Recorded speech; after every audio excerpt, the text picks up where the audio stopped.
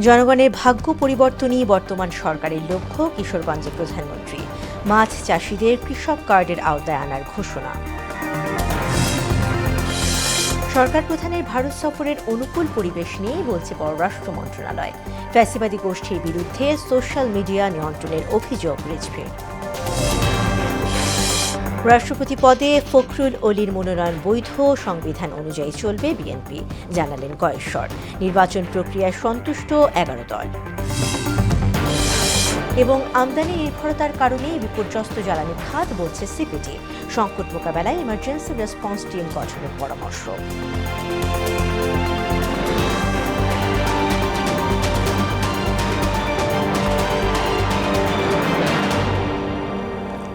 আসসালামু আলাইকুম, মোহনা সংবাদে সবাইকে স্বাগত। শুনছিলেন শিরোনাম, পুরো সংবাদে আছি আমি তাসমিয়া জেরিন। এবারে বিস্তারিত। জনগণের ভাগ্য পরিবর্তনই বর্তমান সরকারের মূল লক্ষ্য বলে জানিয়েছেন প্রধানমন্ত্রী তারেক রহমান। কিশোরগঞ্জ সফরে বিভিন্ন কর্মসূচিতে অংশ নিয়ে তিনি বলেন, ফ্যাসিস্ট আমলের ধ্বংসযজ্ঞ মেরামতের কাজ চলছে। আওয়ামী লীগের ভুল নীতির কারণে গ্যাস বিদ্যুতের সংকট তৈরি হয়েছে বলেও জানান সরকার প্রধান। মাছ চাষিদের কৃষক কার্ডের আওতায় আনার ঘোষণাও দেন তিনি। তানজিদ ভুঁইয়ার প্রতিবেদন।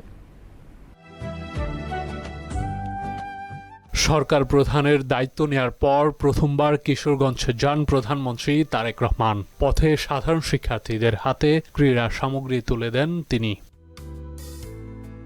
এরপর জাতীয় মৎস্যপক্ষ ২০২৬ উপলক্ষে কিশোরগঞ্জের পাকুন্দিয়ার ব্রহ্মপুত্র নদে মাছের পোনা অবমুক্ত করেন সরকার প্রধান। পরে স্থানীয়দের সঙ্গে শুভেচ্ছা বিনিময় করেন। বক্তব্যে প্রধানমন্ত্রী বলেন, জনগণের ভাগ্যের পরিবর্তনই তার সরকারের মূল লক্ষ্য। কথা বলেন কৃষক কার্ড, ফ্যামিলি কার্ড সহ উন্নয়নমূলক কর্মকাণ্ডের নানা দিক নিয়ে। আমাদের উদ্দেশ্য বাংলাদেশের জনগণের ভাগ্যের পরিবর্তন। আমাদের লক্ষ্য, আমাদের উদ্দেশ্য হচ্ছে যে বাংলাদেশকে একটি কল্যাণমুখী রাষ্ট্র হিসাবে গড়ে তুলতে চাই। প্রিয় ভাই বোনেরা, যেই পরিকল্পনা গ্রহণ করলে, যেই পদক্ষেপ গ্রহণ করলে দেশের মানুষের ভাগ্য, বিশেষ করে গ্রামে থাকা মানুষগুলোর ভাগ্য, উপজেলায় থাকা মানুষগুলোর ভাগ্যের পরিবর্তন হবে ধীরে ধীরে, আমরা সেই কাজগুলো করতে চাই। প্রধানমন্ত্রী বলেন, ফ্যাসিস্ট আমলের 17 বছরে দেশের সম্পদ পাচার করা হয়েছে, এজন্যই জনগণ তাদের বিতাড়িত করেছে। যারা এসব কাজে বাধাগ্রস্ত করবে, যারা রাজপথে বিশৃঙ্খলা তৈরি করবে, তাদের বিরুদ্ধে আপনাদেরকে রুখে দাঁড়াতে হবে।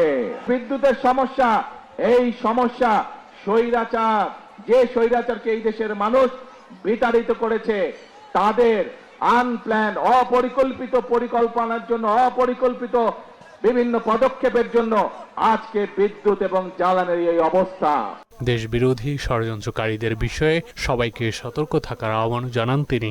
ইনশাল্লাহ আপনাদের নির্বাচিত দল বাংলাদেশ জাতীয়তাবাদী দল ইনশাল্লাহ জনগণের জন্য অতীতেও কাজ করেছে, বর্তমানেও কাজ করবে। পরে কিশোরগঞ্জের কটিয়াদি কার্প হ্যাচারি কমপ্লেক্স পরিদর্শন করেন প্রধানমন্ত্রী।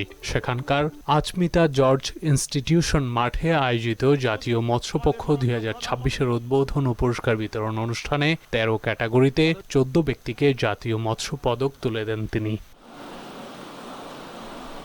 বক্তব্যে প্রধানমন্ত্রী বলেন, মাছ চাষিদের বিকাশে আন্তরিক বর্তমান সরকার। মৎস্য সেক্টরের বিকাশ এবং মৎস্য চাষি এবং জেলেদের জীবন জীবিকার উন্নয়নে সরকার অত্যন্তভাবে আন্তরিক এবং এরই অংশ হিসাবে মৎস্য চাষিদেরকে কৃষক কার্ডের আওতায় আনা হবে। সারা দেশের অব্যবহৃত জলাশয়গুলোকে সংস্কার করে মাছ চাষের উপযোগী করার উদ্যোগ নেওয়া হয়েছে বলেও জানান সরকার প্রধান। আমি বিশ্বাস করি বাংলাদেশের ভাগ্য উন্নয়নে মৎস্য এবং পশু সম্পদ যুগান্তকারী ভূমিকা পালন করতে পারে। তানজিদ ভুঁইয়া, মোহনা সংবাদ। বাংলাদেশ। মানবতা বিরোধী অপরাধের দায়ে দণ্ডপ্রাপ্ত শেখ হাসিনা নয়াদিল্লিতে যেভাবে প্রকাশ্যে সংবাদ সম্মেলনে কথা বলেছেন, তাতে প্রধানমন্ত্রী তারেক রহমানের সম্ভাব্য ভারত সফরের অনুকূল পরিবেশ নষ্ট হয়েছে বলে জানিয়েছেন পররাষ্ট্র মন্ত্রণালয়। দুপুরে এক সংক্ষিপ্ত ব্রিফিংয়ে একথা জানিয়ে পররাষ্ট্র মন্ত্রণালয়ের মুখপাত্র AKM শহীদুল করিম বলেন, এই সফরের জন্য অনুকূল পরিবেশ তৈরি করা প্রয়োজন। প্রত্যর্পণ চুক্তি অনুযায়ী শেখ হাসিনা এবং অন্যান্য পলাতক অপরাধীদের দ্রুত ফেরত পাঠানো এবং ওসমান হাদি হত্যাকাণ্ডে অভিযুক্তদের হস্তান্তর করতে ভারতীয় কর্তৃপক্ষের কাছে অনুরোধ জানানো হয়েছে। বাংলাদেশ এখন ভারতের জবাবের অপেক্ষায় রয়েছে বলেও জানান শহীদুল করিম।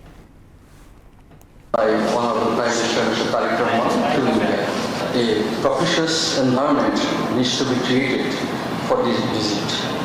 To this end, we have requested the Indian authorities to expeditiously act on our request to extradite Sheikh Hasina and other fugitive criminals and to hand over Bangladesh.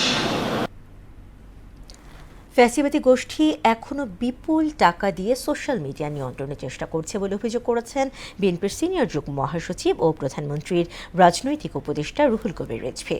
গাজীপুরে জাতীয় বিশ্ববিদ্যালয়ে জুলাই গণ অভ্যুত্থানের দ্বিতীয় বর্ষপূর্তি উদযাপন উপলক্ষে আয়োজিত জুলাইয়ের চেতনা এবং আগামীর বাংলাদেশ নিয়ে আলোচনা সভায় একথা বলেন তিনি।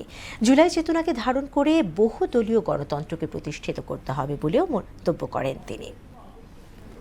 ফ্যাসিবাদের লোকরা তো এখনো আছেন, বিভিন্ন জায়গায় তারা তো ঘোরাফেরা করছেন, তাদের প্রচুর অর্থ আছে, বৃত্ত আছে, তাদের টাকা আছে, পয়সা আছে, এটা নিয়ে নানাভাবে, আর বিশেষ করে সোশ্যাল মিডিয়াটাকে তারা প্রচন্ডভাবে নিয়ন্ত্রণ করার চেষ্টা করছে, কারণ তাদের টাকা আছে।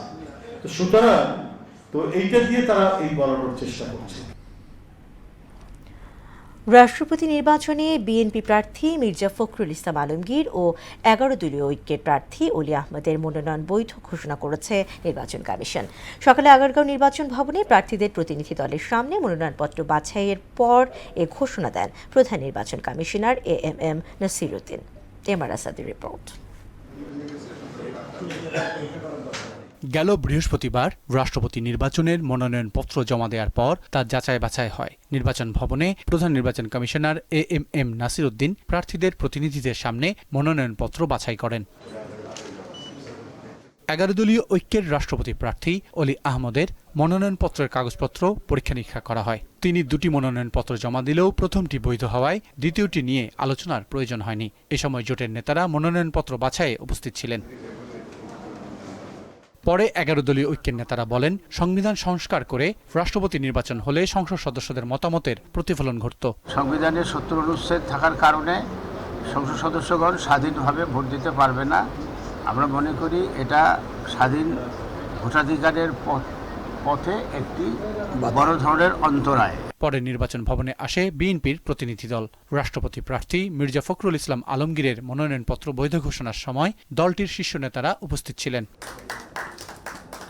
মনোনয়নপত্র বাছাই শেষে বিএনপির জাতীয় স্থায়ী কমিটির সদস্য গয়েশ্বর চন্দ্র রায় জানান, রাষ্ট্রপতি নির্বাচন ইস্যুতে প্রচলিত সংবিধান অনুযায়ী কাজ করবে বিএনপি। আমার প্রচলিত সংবিধান অনুযায়ী আমাকে পথ চলতে হবে। সেই সংবিধানে আমার যেখানে বাধা আছে সেই বাধা অতিক্রম করার জন্য আমাকে সংসদ থেকে সংশোধন করতে হবে, এর বাইরে না, রাস্তাঘাটে বলে লাভ নেই। এদিকে সংবাদ সম্মেলনে নির্বাচন কমিশনের সিনিয়র সচিব আক্তার আহমেদ বলেছেন, 18 আগস্ট বিকেল 4টা পর্যন্ত মনোনয়নপত্র প্রত্যাহার করতে পারবেন প্রার্থীরা। দুটাই মনোনয়নপত্র ভ্যালিড এবং আগামী 18 তারিখ হচ্ছে আপনার মনোনয়নপত্র প্রত্যাহারের দিন। MR আসাদ, মোহনা সংবাদ, ঢাকা। মিডিয়া বক্তব্যের মাধ্যমে শেখ হাসিনা বিচার প্রক্রিয়াকে প্রভাবিত করার অপচেষ্টা করছেন বলে জানিয়েছেন আন্তর্জাতিক অপরাধ ট্রাইব্যুনালের প্রসিকিউটর গাজী MH তামিম।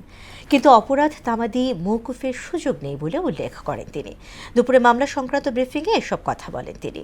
শাপলা চত্বর হত্যাযজ্ঞ মামলায় গ্রেফতার এবং আটক আসামিদের 3রা সেপ্টেম্বর হাজিরের নির্দেশ সহ পলাতকদের বিরুদ্ধে গ্রেফতারি পরোয়ানা কার্যকরের প্রতিবেদন দাখিলে নির্দেশ দিয়েছেন ট্রাইব্যুনাল। মুদাসির আলী প্রতিবেদন। 2013 সালে শাপলা চত্বরে হেফাজতে ইসলামের সমাবেশে হত্যাযজ্ঞের ঘটনায় মানবতা বিরোধী অপরাধ মামলায় 41 আসামির মধ্যে রোববার আন্তর্জাতিক অপরাধ ট্রাইব্যুনাল 2-এ আনা হয় 9 আসামিকে। তাদেরকে গ্রেপ্তার দেখিয়ে কারাগারে প্রেরণ করা হয়। এছাড়াও আরেক মানবতাবিরোধী অপরাধ মামলায় সাজাপ্রাপ্ত হাসানুল হক ইনু এবং অপর মামলায় গ্রেপ্তার আব্দুর রাজ্জাককে না আনা হলেও তাদের বিরুদ্ধে হাজিরের পরোয়ানা জারি করা হয়। শেখ হাসিনা সহ বাকি 30 আসামি পলাতক।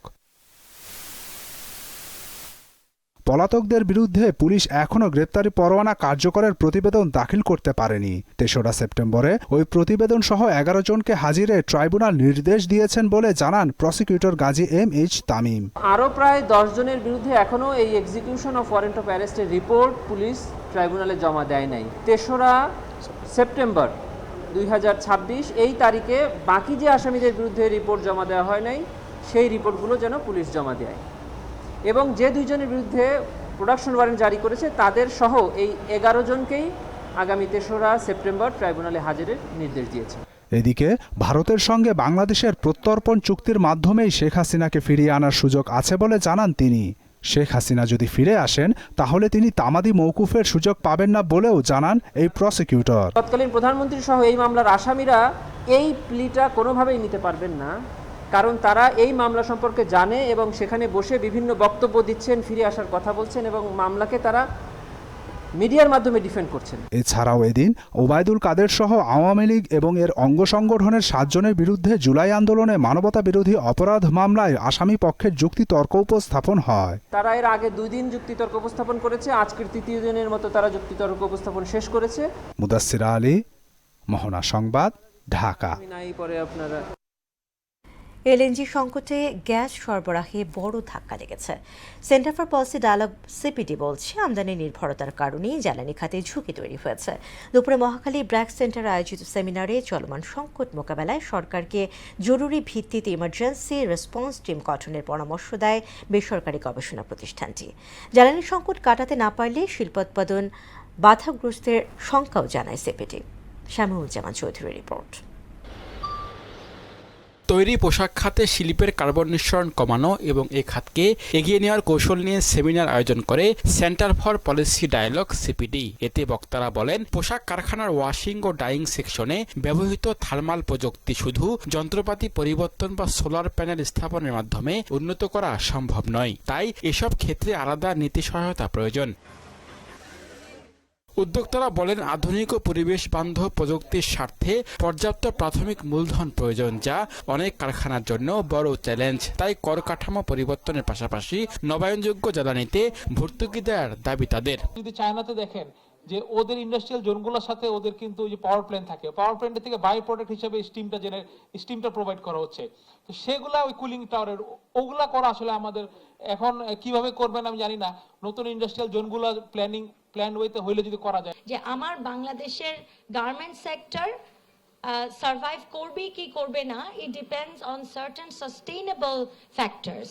তো আমার বড় ভাই কলিগ দীপু ভাই যেটা বলে গেছে যে সাস্টেইনেবিলিটিকে আমরা বাদ দিয়ে দিই বা পরে চিন্তা করি, এটা একটা ভেরি ভেরি রং কনসেপ্ট। বর্তমান জ্বালানি সংকট সমাধানে সরকারকে ইমার্জেন্সি রেসপন্স টিম গঠনের পরামর্শ দিয়ে সিপিডি বলছে, আন্তর্জাতিক ব্র্যান্ডগুলোর পক্ষ থেকে কার্বন নিঃসরণ কমানোর যে চাপ রয়েছে সেটিকে সুযোগ হিসাবে কাজে লাগাতে হবে। আপনার আউট অফ বক্স না গিয়ে যদি সরকার যদি সিদ্ধান্ত না দেয়, এই এনার্জি ক্রাইসিস পাওয়ার ক্রাইসিস থেকে সরকার বেরিয়ে আসতে পারবে না, আমি গ্যারান্টি দিলাম। এই ফ্যামিলি কার্ড দিচ্ছেন, প্রয়োজনে গ্রিন কার্ড দেন, কিছু একটা ব্যবস্থা করেন, আদারওয়াইজ কিন্তু সমাধান কিন্তু আসবে না। সরকার যদি এখন এলএনজি দিয়ে করতে চায়, আগামী দিনে কিন্তু গ্যাসের মূল্য আবার সরকার রিভাইজ করবে।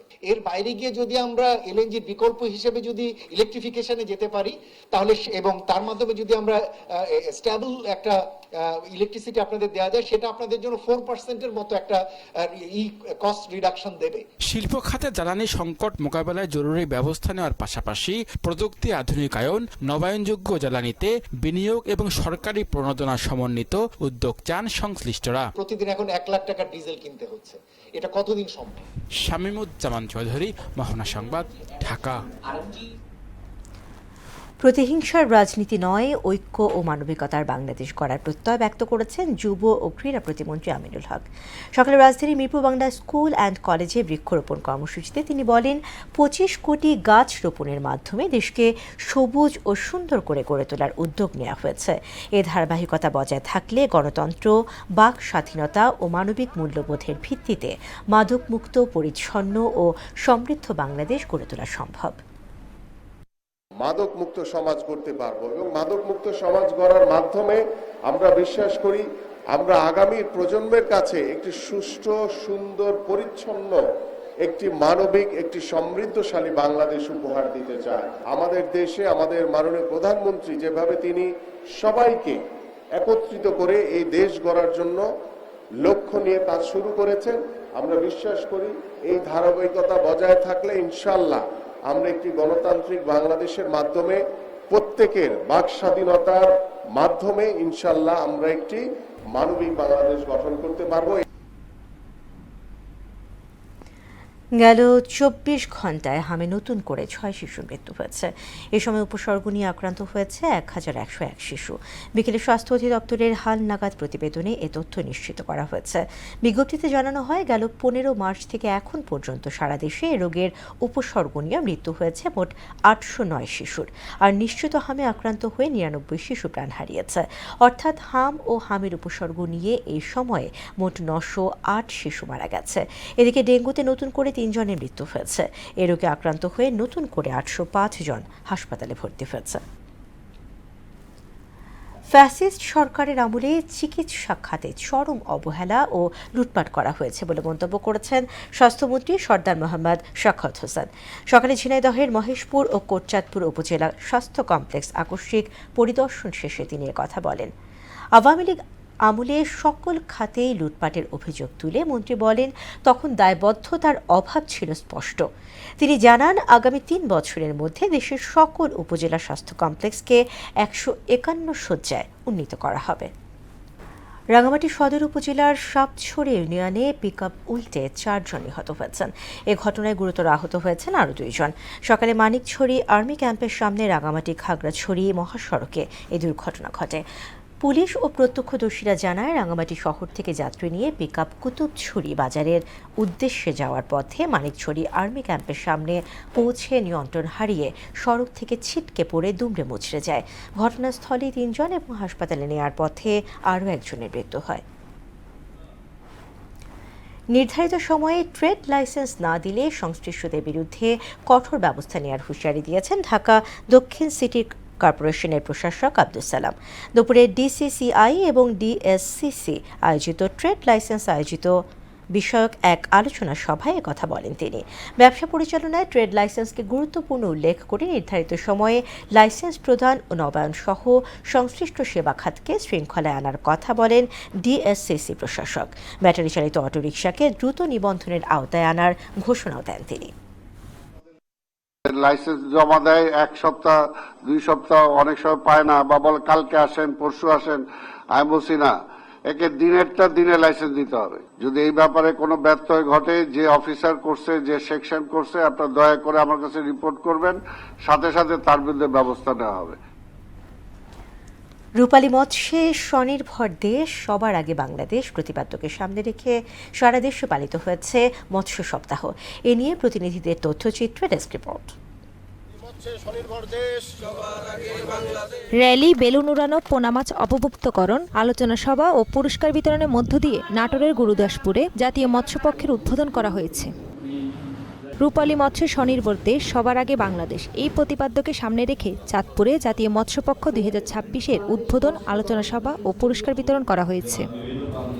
দিনাজপুর বিরল উপজেলা প্রশাসন ও মৎস্য দপ্তরের আয়োজনে জাতীয় মৎস্যপক্ষ উপলক্ষে বর্ণাঢ্য র্যালি অনুষ্ঠিত হয়েছে। এতে প্রধান অতিথি হিসেবে র্যালিতে অংশগ্রহণ করেন দিনাজপুর 2 আসনের সংসদ সদস্য আলহাজ সাদিক রিয়াদ চৌধুরী পিনাক। ফেনীতে জাতীয় মৎস্যপক্ষ উপলক্ষে র্যালি, পোনা মাছ অবমুক্ত ও জেলা প্রশাসকের কার্যালয়ে আলোচনা সভা অনুষ্ঠিত হয়। নওগাঁয় 3 দিনব্যাপী জাতীয় মৎস্য সপ্তাহ 2026 উদযাপন শুরু হয়েছে। এই উপলক্ষে জেলা প্রশাসনের আয়োজনে বর্ণাঢ্য র্যালি ও আলোচনা সভা অনুষ্ঠিত হয়। ব্রাহ্মণবাড়িয়ার আখাউড়ায় মৎস্যপক্ষ উদযাপন উপলক্ষে বর্ণাঢ্য র্যালি, মাছের পোনা অবমুক্তকরণ, আলোচনা সভা ও পুরস্কার বিতরণী অনুষ্ঠান অনুষ্ঠিত হয়েছে। রূপালী মৎস্যে স্বনির্ভর দেশ সবার আগে বাংলাদেশ, এই প্রতিপাদ্যকে সামনে রেখে জয়পুরহাটে মৎস্যপক্ষের উদ্বোধন করা হয়েছে। গাজীপুরের কালিয়াকৈরে নানা আয়োজনের মধ্য দিয়ে জাতীয় মৎস্য সপ্তাহ পালিত হয়েছে। উপজেলা মৎস্য অধিদপ্তরের আয়োজনে এই দিবসটি পালন করা হয়। ধামরাই উপজেলা মৎস্য দপ্তরের আয়োজনে জাতীয় মৎস্যপক্ষ 2026 উদযাপন উপলক্ষে আলোচনা সভা, পুরস্কার বিতরণ, র্যালি, মাছের পোনা অবমুক্তকরণ করা হয়। সিরাজগঞ্জের কামারখন্দে শুরু হয়েছে 3 দিনব্যাপী জাতীয় মৎস্যপক্ষ 2026। এই উপলক্ষে উদ্বোধনী আলোচনা সভা ও সফল মৎস্য চাষীদের মাঝে পুরস্কার বিতরণ করা হয়। ময়মনসিংহের ত্রিশালে জাতীয় মৎস্যপক্ষ পালন উপলক্ষে উপজেলা পরিষদ চত্বর থেকে এক বর্ণাঢ্য শোভাযাত্রা বের হয়ে পৌর শহরের প্রধান সড়ক প্রদক্ষিণ শেষে উপজেলা পরিষদ পুকুর পাড়ে গিয়ে শেষ হয়।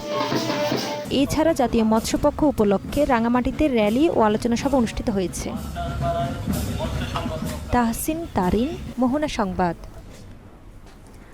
লাওসে বসবাসরত বাংলাদেশ কমিউনিটি ওয়েলফেয়ার কমিটির উদ্যোগে এক সংবর্ধনা অনুষ্ঠানের আয়োজন করা হয়েছে। অনুষ্ঠানে উপস্থিত ছিলেন পররাষ্ট্র মন্ত্রণালয়ের সচিব আসাদ আলম সিয়াম। এতে রাষ্ট্রদূত লুৎফর রহমানকে সংবর্ধনা প্রদান করা হয়। অনুষ্ঠানে সভাপতিত্ব করেন বাংলাদেশ কমিউনিটি ওয়েলফেয়ার কমিটির সভাপতি মাজহারুল হক। এ সময় কমিটির নেতৃবৃন্দ সহ লাওসে বসবাসরত প্রবাসী বাংলাদেশিরা উপস্থিত ছিলেন। এতে বাংলাদেশিদের বিভিন্ন সমস্যা, সম্ভাবনা এবং কর্মপরিবেশ নিয়ে আলোচনা করা হয়।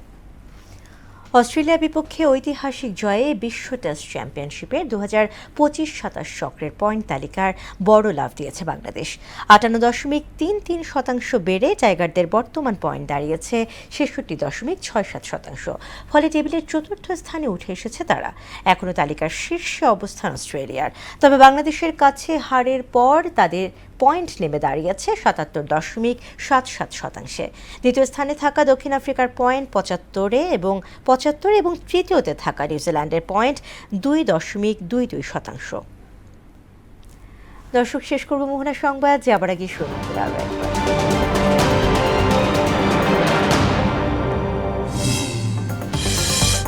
জনগণের ভাগ্য পরিবর্তনই বর্তমান সরকারের লক্ষ্য, কিশোরগঞ্জের প্রধানমন্ত্রী। মাছ চাষিদের কৃষক কার্ডের আওতায় আনার ঘোষণা। সরকার প্রধানের ভারত সফরের অনুকূল পরিবেশ নিয়ে বলছে পররাষ্ট্র মন্ত্রণালয়। ফ্যাসিবাদী গোষ্ঠীর বিরুদ্ধে সোশ্যাল মিডিয়া নিয়ন্ত্রণের অভিযোগ রিজভির। রাষ্ট্রপতি পদে ফখরুল অলির মনোনয়ন বৈধ, সংবিধান অনুযায়ী চলবে বিএনপি, জানালেন কয়েশ্বর। নির্বাচন প্রক্রিয়ায় সন্তুষ্ট 11 দল। এবং আমদানি নির্ভরতার কারণে বিপর্যস্ত জ্বালানি খাত, বলছে সিপিডি। সংকট মোকাবেলায় ইমার্জেন্সি রেসপন্স টিম গঠনের পরামর্শ।